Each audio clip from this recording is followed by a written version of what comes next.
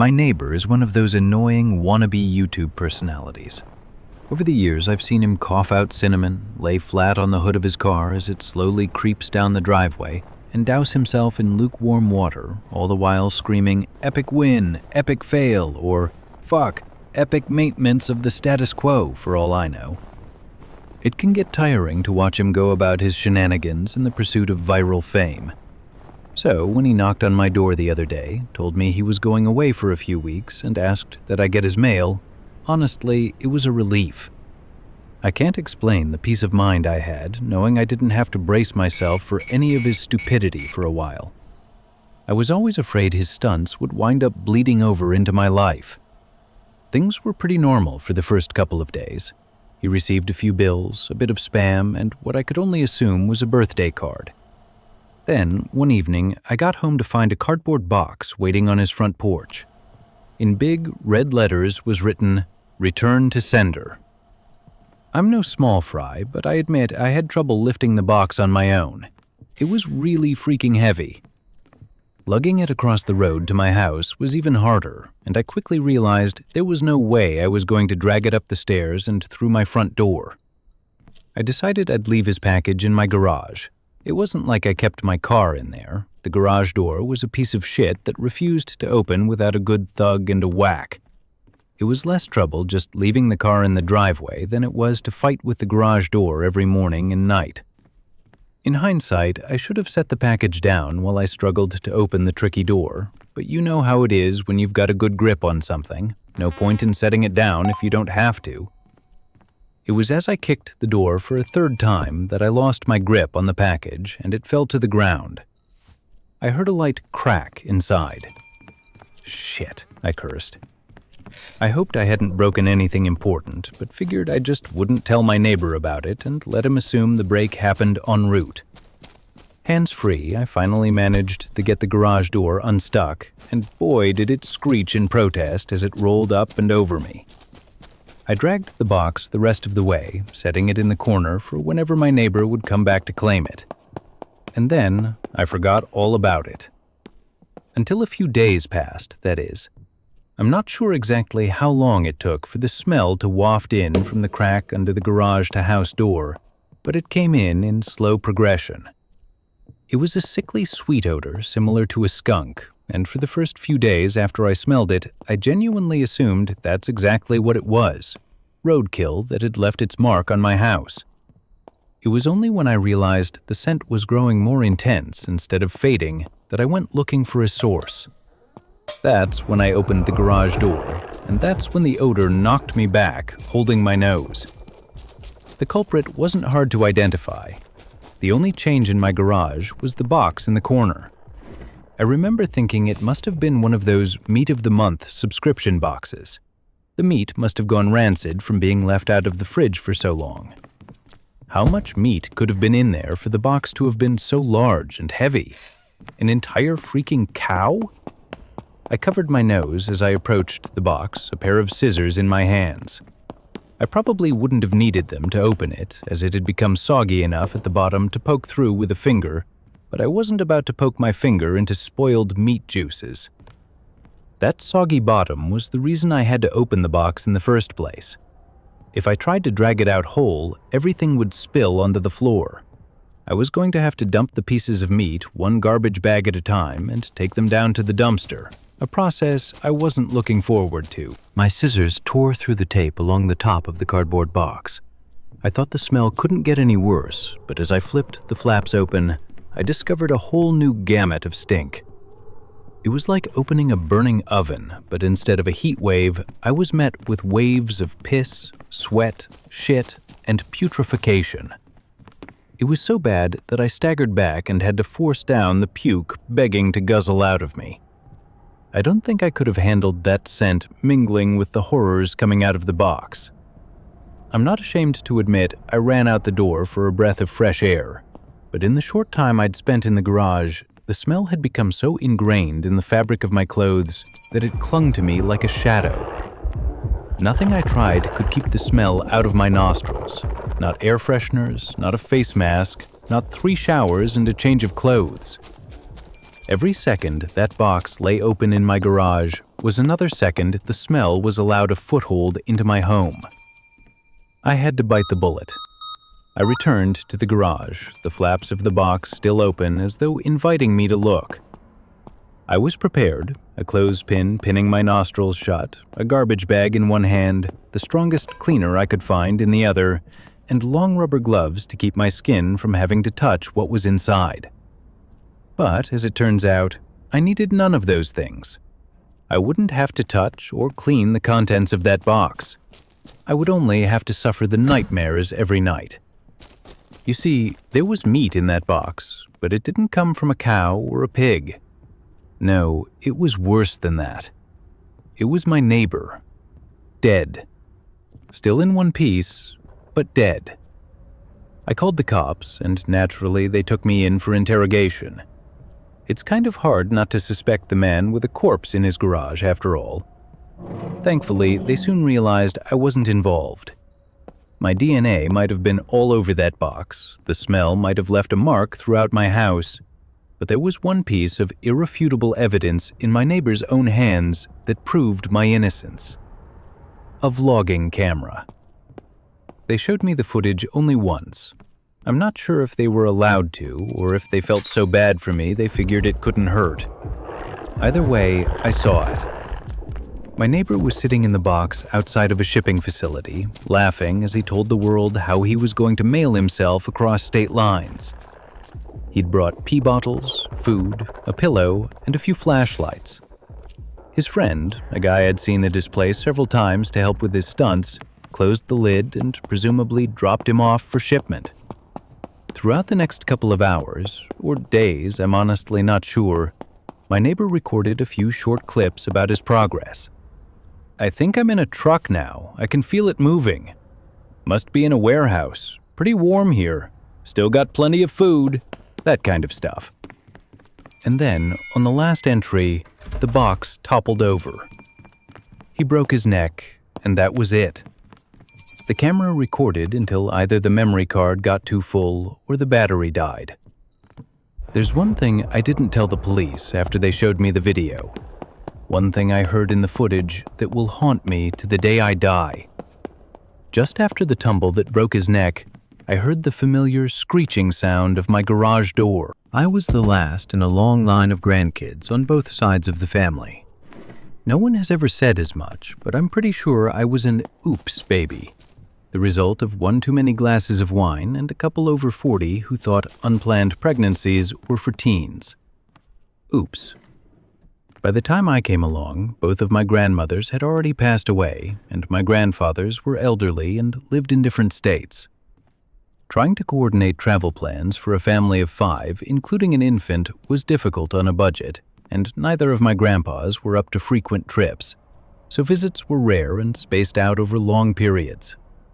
Still, both of my parents wanted me to have a relationship with them, so we'd trade phone calls so they could hear my nonsensical baby babble. They'd write me letters for Mom and Dad to read to me, and they'd get crayon scribbles in return. When I was 3, they both started to experience declines in health. First, my maternal grandpa, then my paternal one. Fearing the worst, Mom purchased a pair of teddy bears, the kind that had recorders in them so you could record a message that would play when the bear was hugged, and made sure to get a message saved from both. My mom's father died when I was 4. A few days after his funeral, I was given a white teddy bear with bright blue eyes that twinkled from beneath a plaid flat cap and the green sweater. When I gave it a squeeze, I heard my grandpa's slightly muffled voice from its stomach. "I love you, Sadie." 2 years later, after Dad's father passed, I got the other one. It was a slate gray color, and the stitching on his face gave him a rather serious expression for a stuffed animal. A pair of red suspenders held up his tan trousers. I fell asleep hugging it, and my dad told me some years later, with tears in his eyes, that randomly throughout that night, he kept hearing Grandpop's voice coming from my room. "I love you, Sadie." I named my white bear Fran and my gray bear Jock, and put them on a shelf above my bed where they sat throughout my childhood. Honestly, I didn't give them much thought. They had become fixtures of my room, the same way the lamp and dresser were.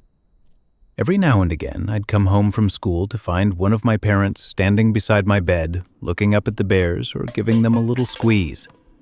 Even as time passed, they still recited their single phrase without fail. Aside from those instances, though, Fran and Jock were little more than dust collectors from my childhood. When I went away to college, the two didn't make the cut and were left behind while I made my way out into the world for the first time. I think my parents were a little disappointed that I wasn't more sentimental over the teddies, but any memories I had of my grandpas were hazy at best, and I didn't have the same emotional connection that they did. When Mom gently asked about whether I would like them when I moved into my first apartment, I told her no, that they were probably better off with her. "Okay," she said. "Well, they'll be here if you change your mind." I was pretty confident I wouldn't. The next time I went back to my parents' place was to house sit while Dad took Mom on their long-awaited vacation out west. He'd been promising her they'd go for over 30 years, and they were both buzzing with excitement. In typical Mom fashion, however, she was also very nervous. "You remember where all the financial documents are in case anything happens to us, right?" she asked from the back seat at least 6 times on the drive to the airport. "Yes, in the white bin under your bed." "And the wills?" "Fireproof lockbox in the back of your closet." "And the—" "I think she's got it, hon," Dad said, reaching back to give her knee a squeeze. Mom harumphed and sat back. "Just call if you need anything." "I'll be fine, don't worry. You're only going for a week." "A lot can happen in a week," she said. I grinned at her in the rearview mirror, unconcerned, and she made a face at me but seemed to relax. After I dropped them off, I drove back to their place and started to make myself at home again. I tossed my suitcase on my bed and went to the kitchen to make some dinner and catch up on one of my shows. It had been a while since I'd had a true, completely free week all to myself, and I planned to take full advantage of it. After I ate, I kicked up my feet, stretched out, and commenced lazy lump mode. I managed to get almost 3 episodes in before I started to nod off. I checked the clock over the TV and sighed. It was only just after 11. Was I really turning into an old, early-to-bed woman already? The horror! I rolled off the couch and shut off the TV and all the lights, plunging the house into a deep darkness. Even in the inky black, I didn't feel even a twinge of nervousness. I'd grown up in the house, I knew it like the back of my hand, and all of its creaks and groans were almost comforting. I made my way to my room and flipped on the light. It had been at least 5 years since I lived there, but my parents hadn't done much to change my room except store a few bits and bobs in the closet. They said it was so I'd know I'd always have a place with them. I thought it was because changing it would make the fact that I was out for good more real. Whatever the reason, I appreciated the familiarity. As I started to unpack my bag, my eye was drawn to the shelf over my bed. Fran and Jock, ever vigilant, were sitting in the same spots they'd occupied for most of my life. I don't know why, but I couldn't help but smile and reach out to them. I took Fran down first and gave his little cap a tweak before squeezing him around his stomach. "I love you, Sadie," Grandpa said. After putting Fran back, I did the same to Jock, who stared up at me with his usual sternness even as I plucked one red suspender. "I love you, Sadie," Grandpa said. It was the first time I'd listened to them in a while. Even if they didn't resonate as deeply with me as they did my parents, I was glad to find their recordings still worked. A quick trip to the bathroom and a change into my PJs later, I was in bed and fast falling asleep. I can't say exactly what woke me. A nightmare, I figured, given that my heart was beating quite quickly, but I couldn't remember any details. I took a deep breath and rolled over, already falling half asleep again, and found myself face to face with a dark figure on the pillow beside me. I yelped and sat up, grabbing at my phone, my nearest source of light, and shined it towards my bed. Fran was lying on his side beside me. I let out a small chuckle and gave myself a little shake to dismiss the lingering fright that he'd caused and picked him up. "Did you fall off the shelf?" I asked him quietly. I must have put him back too close to the edge earlier, and gravity had done its duty. I gave Fran a gentle squeeze. "Get out." I stared down at the bear and blinked once, very slowly. I must be more sleepy than I realized, I thought. I was hearing things. To prove to myself that it had just been my imagination, I squeezed him again. Get out. It was still Grandpa's voice, but instead of the soft warmth it had always had, it sounded cold, almost menacing. I threw Fran across the room, where he hit the wall. From over my head, I heard Grandpop's more gravelly voice. Get out. I whipped around and looked up at Jock. He was sitting in the same place as always, but now he was turned towards the door instead of facing forwards. Had I put him down like that? I couldn't remember. Get out. Grandpa's voice came from Fran again, louder this time. Get out, Grandpop echoed from Jock. The two went back and forth, their voices getting louder and louder until I slapped my hands over my ears and leapt from my bed. I wanted to scream, but my voice was stuck behind my fear-tangled tongue. I stumbled across my dark room, chased by my long-dead grandfather's voices. I know you're down there, Jock shouted with Grandpop's voice. I froze. Down there? Down under the shelf? I glanced over my shoulder at the gray bear staring silently down from over my bed. I had to get out of my room. I had to get out of the house. I yanked open my door. I see you, Fran said in Grandpa's voice.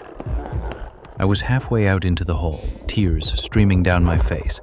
I didn't know what was happening. Was I going crazy? Was I dreaming? All I knew was that my two childhood toys were screaming threats at me and I had to get away from them. I turned towards the stairs. You take one more step. I'll make sure it's your last, Jock bellowed. Get out, Fran roared. From somewhere downstairs, a step creaked. Someone else was in the house. They weren't yelling at me at all, I realized, with a very strange mix of confusing relief and newly formed horror. They were yelling at the intruder who was making their way up the stairs, towards me. Get out, my grandfathers howled together. Footsteps clambered across the wood floor downstairs. Something fell over in the living room with a loud crash, and again in the kitchen, before the back door slammed against the counter as it was thrown open and a car engine rumbled to life. Somehow, I regained my wits enough to run to my parents' room and look out the window to the driveway below.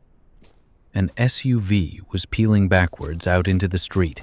It slammed into the neighbor's mailbox, righted itself, and then screeched off into the night. A heavy quiet had fallen over the house again. After waiting a few long, tense minutes, I crept back across the hall and peeked into my room. Fran and Jock were where I'd left them, both completely silent. When they stayed that way, I hesitantly approached Fran, who was lying on his side with his little flat cap beside him. I picked him up and, with trembling fingers, squeezed his stomach. I love you, Sadie, Grandpa said warmly. I put his cap back on his head and gently put him back on the shelf beside Jock and backed out of the room, watching them the whole time with wide eyes. As I rounded the corner, heading downstairs to the phone, I heard Grandpop's voice trailing after me. I love you, Sadie. The police arrived a bit later, following my frantic call to 911. I filed a report, leaving out the bit about my talking bears, and allowed them to collect whatever evidence they could. Every so often, I found myself glancing at the stairs, almost like I was expecting a repeat of whatever had just happened. It never came, and the cops wrapped it up, leaving me alone again. When I called my parents to tell them about the break-in, they immediately wanted to rush home, but I assured them there was no need. Really, I said, I don't think I have anything to worry about. We could be on the next plane, Mom insisted. No, I'm okay.